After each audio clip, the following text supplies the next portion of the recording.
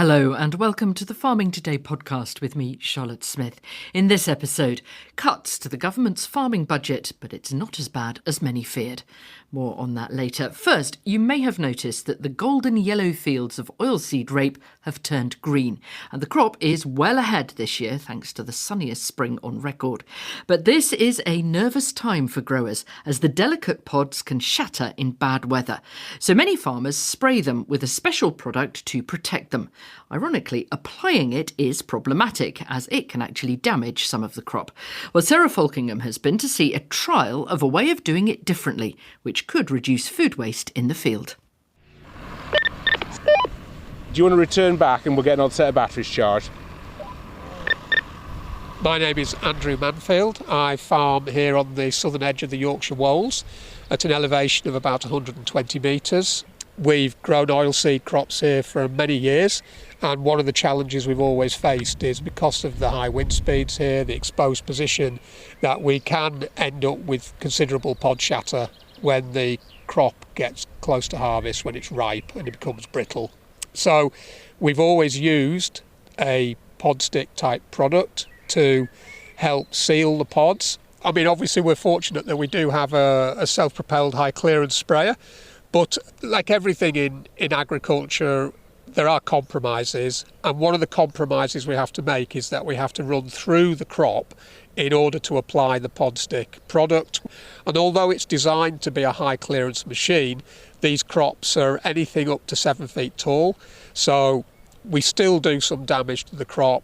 10% of the crop is going to be reduced in its ultimate harvest yield by the fact that we're running through it with that machine in order to try and protect the main part of the yield. But it is a compromise.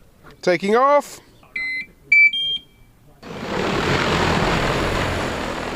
I'm Robert Pearson from Autospray Systems. What we've got is a big 50-litre agricultural drone which is designed for spreading and spraying in agricultural settings. This is where the drone really comes into its own because we can apply this without damaging any of the crop. No tram lines, no compaction, and most of all, no crop damage. Hi, I'm Stuart Sutherland. I'm Technical Business Manager for Desangos Limited. How does the pod sealant work? So the pod sealant is a product that's applied at quite a low dose. It's 1 litre per hectare, that's about 2.5 acres, and we apply it with water and it covers the pods. So where you saw the flowers in April, those flowers essentially become pods and they fill with seed. And it creates a lattice over the pod that improves elasticity.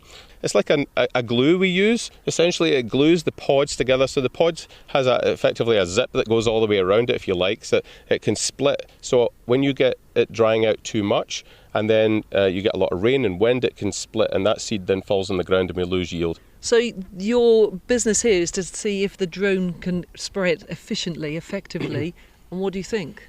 We're mixing in some fluorescent dye that we can see under UV light, and we can take some cuttings, look at the coverage, and ultimately, as we go through the season, hopefully the farmer can have a look at the different spray bouts that we've done today to see if there's any differences. So it's quite exciting. Stuart Sutherland there. Well, that new technology is just one of the things on show at Cereals 2025. It calls itself the flagship event for arable farmers, with new crop varieties, machinery and tech all brought together, this year on Andrew Ward's Lincolnshire farm. He farms 1,600 acres, growing crops like wheat, barley and sugar beet, and is in a countryside stewardship agri-environment scheme. He spoke to me from the cab of a tractor at the show. As host of the event, quite a few people have said to me, what did I want from the event? What was my aim? And I've said, because at the moment we've got a lot of stresses and strains and a lot of issues in farming, that what I wanted was for people to come here and forget about what's going on. I know it's difficult to do that, but try and let the hair down and have 2 days of fun and enjoyment, because that's been missing from farming for a long while. I have actually had 2 people come up to me, though, and say that they have actually having to disband the farm and break the farm up because they can't carry on with the current guidelines of where they are and current policies. Is that the main topic of conversation, or is it actually the lack of rain? The drought has not been discussed at all. What has been discussed is the low sugar prices, has been mentioned to me a few times. And the loss of active ingredients is another one that's coming across that I'm getting quite a few people say. We hear a lot about new technology. We've just had a report on a drone, for instance, which is being demonstrated at cereals. Is that the kind of thing that a bigger farmer like yourself is investing in? There is a lot of things like that here. We've got 2 driverless tractors here with various machines on the back. And when you start to look at that, some of it does make sense. And technology is huge at the moment now. It's getting ever more complex. And gone are the days where you just sit on a tractor for 15 hours a day and you don't look at a screen at all. Nowadays, the cabs actually are designed, the seats now swivel, so you sit at 45 degrees to the angle you're actually travelling at, direction you're travelling, so you don't get bad back and back neck because of that, because of the auto steer and the technology. So there's a huge amount of technology in agriculture now, and it must be one of the industries that has more technology than anything. Andrew Ward there in Lincolnshire. Well, as thousands of farmers made their way around cereals 2025, the Chancellor was announcing the much anticipated spending review. The latest figures show that we are the fastest economy growing in the G7. With countries around the world lining up to do business with Britain again, with new trade deals with India, the United States and with the European Union too. In her speech, there was no mention of food or farming. Perhaps not surprisingly, she didn't highlight the 2.7% cut to the budget for the Department for the Environment, Food and Rural Affairs. But ministers say there will be investment in flood defences and that next year and the following year, £2.7 billion will go to sustainable farming and nature recovery in England. Well, this is not the swingeing cuts many had feared. The budget's currently £5 billion over 2 years, and both farming and conservation groups are congratulating themselves on a successful lobbying job. The Wildlife Trusts, though, warn that while making what they call tough decisions on spending, Defra must prioritise nature recovery. I spoke to Chief Executive Craig Bennett. Well, overall at the Wildlife Trust, we're pleased that the government seems to have listened to the united call from farmers and nature organisations to protect England's nature-friendly farming budget. It is one of the most cost-effective ways to reach nature recovery and climate targets across vast swathes of the country. So that's good. It's good also, actually, that we're seeing the environmental land management schemes being protected through to 2029, and that gives a chance for farmers to plan longer term, which we know is particularly important for nature-friendly farmers. We would urge now that the money is spent on those things that will make a real difference for nature, because at the end of the day, there's no such thing as food security if nature is in decline. And we also would urge money to be spent on helping farmers to become more climate resilient, because sadly, we do think there's going to be quite a lot of climate shocks in the near future, in the years ahead, and we need to prepare farmers for some of those shocks and that extreme weather. There is a cut to the overall Defra budget. Those savings are going to have to come from somewhere, aren't they? We are worried in particular what that might mean for agencies like Natural England and the Environment Agency, which ultimately we need properly funded and supported politically to be able to get on the job and do the job we need them to do, and to be able to do that efficiently and effectively. And that's going to be very important in supporting nature-friendly farming as well. So we are concerned about that.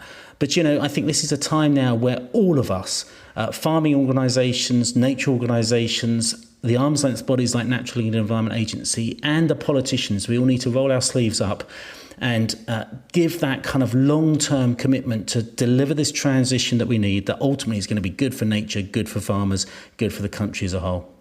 The government has talked about retargeting schemes, particularly the Sustainable Farming Incentive, the SFI. Would you like to see that more targeted, perhaps as they've talked about at small farms? At the Wildlife Trust, we think it's really important to be able to deliver nature recovery right across the country. We don't like this idea that you would deliver it in some places and not in others. And also we need to be big and bold and ambitious about that. I mean, some of the most the biggest promises of change that can be delivered through the environmental land management schemes will be, for example, through those higher tiers of countryside stewardship and, of course, landscape recovery. And those offer the tantalising prospect of a much more significant transition in the long term that really puts nature in recovery properly in the long term and enables us to shift to much more regenerative farming, which ultimately, is going to be good for everyone. So we would hope that, yes, we want to benefit small farms. We want to benefit big farms as well through this, but we do know small farms in particularly need help, and for small farms that are trying to make that transition to genuine regenerative farming.